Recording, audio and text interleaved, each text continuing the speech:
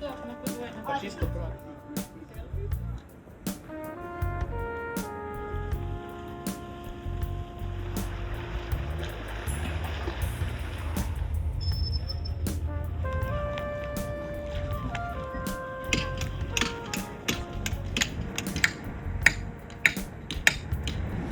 is the first day of an 11-day trip here in Slovenia. We've got a camper van and we're going to be travelling pretty much all the way across the country. I bought this lens literally 2 days ago because I wanted to see what it was like. I've seen a video on it and wow, I was blown away. So hopefully this looks just as good. The next 10 days are going to be really interesting. We've got so much planned. So Piran is actually pedestrian only, so there's, well, saying not many cars, I've seen a few motorbikes, but one of my favourite places like in the world so far at least is pedestrian only as well, and that's Phi Phi Islands in Thailand. There's something about walking and not having to like worry about a car coming behind you. It's like, it's sick. So this lens is actually the first generation of the anamorphic lens from Freewell. There is a newer one which is partnered with a filmmaker. I can't remember his name, but I'll put it on screen. Now as far as I'm aware, the only difference between the two is that the newer one has interchangeable flares. So you can have a gold colour, the classic blue, or a neutral, which adapts to your light source that's in your video.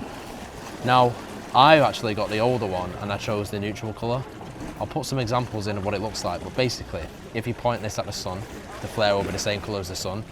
If you pointed it at like a red light, the flare will be red. One major thing with the original, apparently, was the fact you couldn't tighten the lens. So once you screwed it onto your camera, and if you had a variable ND on, which I do now, it would shift the lens. They've updated it. So this first one now does have an Allen key that you can turn and tighten. So unless you were bothered about the flare colour, there's actually not a reason to spend the extra £100. If you are planning on buying this lens and using it for the iPhone 17, or any camera at that, use the Blackmagic app. That's what I'm currently using. And in the settings, you can actually de-squeeze the footage. You can do this in post, but it's easier to do it in an app like this. The stabilisation, you kind of need to use a tripod with this lens. We're currently handheld in it and we have got standard stabilisation turned on in the Blackmagic app.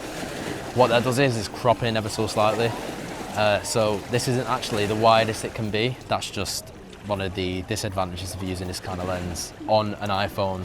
Unlike a normal camera where you're attaching a lens to the sensor, this is going from a sensor to the iPhone's lens, through glass to another lens. So it's like separation. You kind of do need to use a gimbal or a tripod, or be very, very careful and very still with handheld footage. Otherwise you start to get like micro jitters and they don't look great on camera. There might even be a few in this from early shots. So yeah, there's a few things that you need to do. It's not as easy as you think. It is a bit of an extra thing to carry around, but if you've got the time, it looks class. This is an iPhone 17. It would look probably better on like a cinema camera, don't get me wrong, but to be able to do this from an iPhone, which you carry with you every day, is, to me, crazy. So if you want your footage to look cinematic, this is the lens.